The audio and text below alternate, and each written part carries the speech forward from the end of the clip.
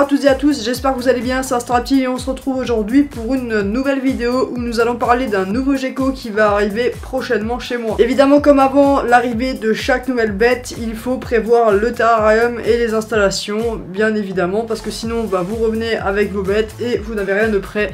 Vous êtes là comme un idiot, votre bête reste dans sa boîte de transport et puis ça crée du stress supplémentaire, ça crée des soucis. Alors les vrais savent que j'avais reçu deux terrariums Exoterra 45-45-60, donc comme celui-ci juste à côté.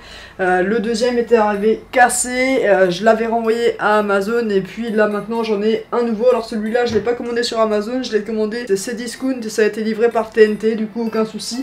Il était enfin temps qu'il y ait quelque chose qui arrive en bon état. Pour vous, actuellement on est dans le passé parce que la bourse aux reptiles de Colmar qui se déroule le 28 octobre n'a pas encore eu lieu pour moi. Là actuellement on est mercredi, la bourse c'est dimanche. Je préfère commencer à tourner la vidéo maintenant et préparer le terrarium maintenant.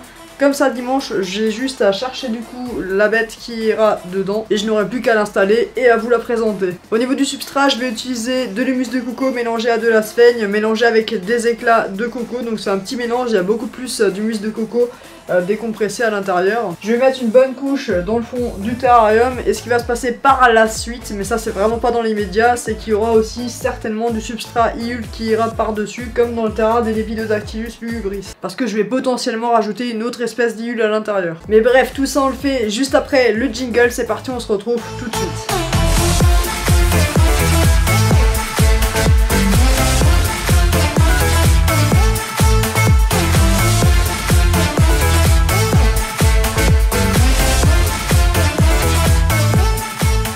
Déjà le substrat qui est prêt, juste ici, une caisse qui est quasiment pleine. Je vais pas tout l'utiliser, il y en a qui va me servir pour d'autres projets. Pour pouvoir mettre le substrat à l'intérieur du terrarium, il faut réponse A, prendre une pelle ou un récipient pour pouvoir transférer le substrat à l'intérieur. Réponse B, ouvrir le terrarium. Réponse C, avoir du substrat de près. Ou réponse D, être abonné à la chaîne d'Astarapti. Et ben non, voilà, évidemment c'était les 4 réponses qui étaient justes. Et là maintenant le magnifique petit clic Exoterra quand on ouvre le terrarium, hop, les vitres battantes.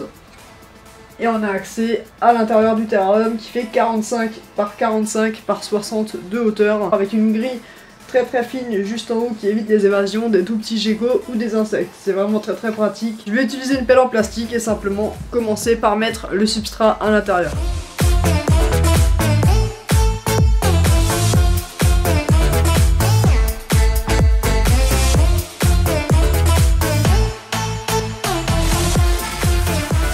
Le substrat va se composer d'humus de coco que j'ai décompressé avec de l'eau. Il y a aussi de la sphaigne et des gros éclats de coco avec mélangés. Maintenant qu'on a fait ça, il ne nous reste plus qu'à mettre les branches à l'intérieur et les fausses plantes. Là actuellement j'utilise des fausses plantes, mais peut-être qu'à l'avenir j'en utiliserai des vraies, on verra. C'est à voir au final si l'éclairage de la pièce suffit à faire pousser correctement les plantes. Concernant les branches que je vais mettre à l'intérieur, c'est des branches qui proviennent de mon jardin. Il faut savoir qu'il n'y a absolument pas de pesticides qui sont utilisés chez moi. Tout va être 100% naturel, il y a du lichen sur les branches, il y a de la mousse, il y a des choses comme ça. J'ai rien désinfecté, j'ai passé aucun produit chimique dessus. Le seul traitement que j'ai effectué, c'est que je les ai rincés un petit peu avec de l'eau très chaude, c'est tout. J'ai aussi récupéré, hop, une noix de coco entière trouée qui était dans le terrain des lépidos parce qu'ils en ont deux. Enfin plutôt ils en avaient deux pour pouvoir la mettre du coup dans le terrain de la future espèce qui aura juste ici. Elle servira de cachette. Ouais, parce que je pense que les Lepidodactylus lugubris peuvent aussi partager un petit peu.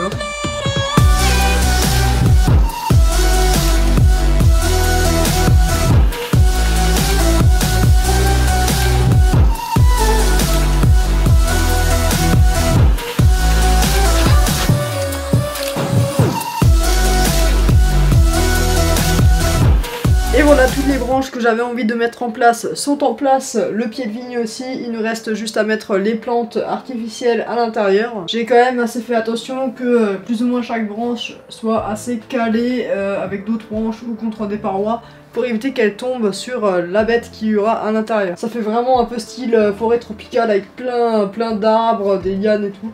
C'est vraiment super stylé, l'effet avec du coup le vrai lichen, la vraie mousse sur les morceaux des branches et tout.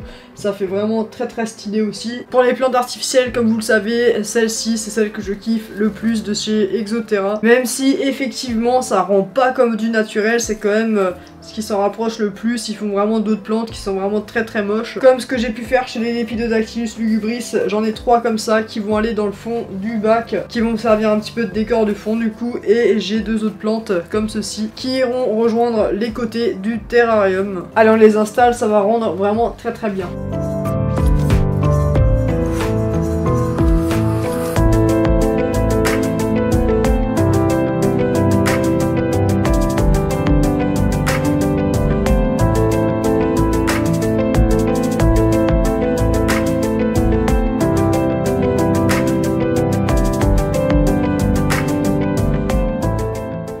Place, la noix de coco tient bien, j'ai réussi à bien la caler avec les branches que j'ai à l'intérieur du terrarium. Elle les a mis, le rendu est magnifique, je kiffe beaucoup plus le rendu de ce terrarium là que celui des Lepidodactylus lugubris à l'heure actuelle. Donnez-moi une note sur 10 dans les commentaires un petit peu de ce que vous pensez un petit peu du décor qu'il y a là. Normalement ça ne devrait pas bouger jusqu'à dimanche, jusqu'à ce que j'aille du coup acheter la nouvelle bête qui ira à l'intérieur. Et là j'ai cette plante qui m'énerve parce que la ventouse ne tient pas correctement. Vous pouvez aussi essayer de deviner dans les commentaires quelle est l'espèce de gecko du coup qui aura à l'intérieur de ce terrarium que je vais chercher à la bourse de Colmar dimanche. Et puis sur ce on se retrouve dans le futur avec l'animal en main, dans la même vidéo évidemment, mais dans le futur j'ai vraiment hâte, enfin plutôt dans le futur pour moi, parce que pour vous c'est déjà le passé, mais alors là maintenant c'est le passé du passé, donc c'est vraiment vieux. Allez, j'ai vraiment hâte.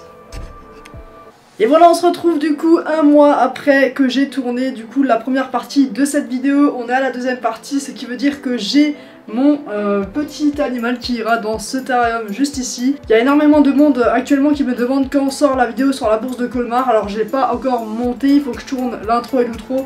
Elle va arriver bientôt normalement, ne vous inquiétez pas. Il est temps maintenant de vous présenter le nouveau gecko que j'ai acquis il y a à peu près un mois à la bourse aux reptiles de Colmar. Maintenant ça fait un mois que je l'ai, il s'appelle Ramsès. Ramsès par rapport au pharaon, tout ça, toi-même tu sais. Et le voici, c'est un gecko à crête Crime Circle. Donc Crime Circle, c'est la phase. Et on peut voir qu'il est brun, un petit peu dans les tons brun clair. Il est vraiment magnifique.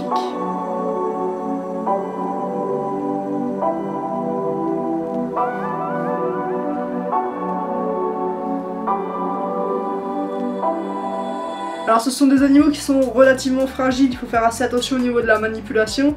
Ce ne sont évidemment pas des bêtes à manipuler à tout va comme ce que certains pourraient le croire. À cause du nouvel arrêté qui est sorti sur les reptiles en captivité, j'ai dû le faire identifier chez mon vétérinaire, alors ça ne s'est pas vraiment passé comme prévu. Et tout ça évidemment je vous l'expliquerai dans la prochaine vidéo sur Ramsès, mon gecko à crête Crime Circle. En tout cas il est vraiment en pleine forme, comme dit ça fait un mois que je l'ai, il se porte vraiment super bien.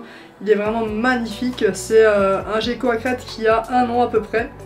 Et qui est vraiment très beau, très docile, je mets de très gros guillemets parce que ce ne sont pas des animaux faits pour être manipulés à tout va comme dit avant. Ça fait un moment que je voulais avoir un gecko à crête, ça fait très longtemps que je me renseigne dessus, que je fais mes recherches, que je discute avec des personnes qui en possèdent. Et je suis vraiment pas déçu, regardez-moi comment c'est magnifique, c'est vraiment une tuerie.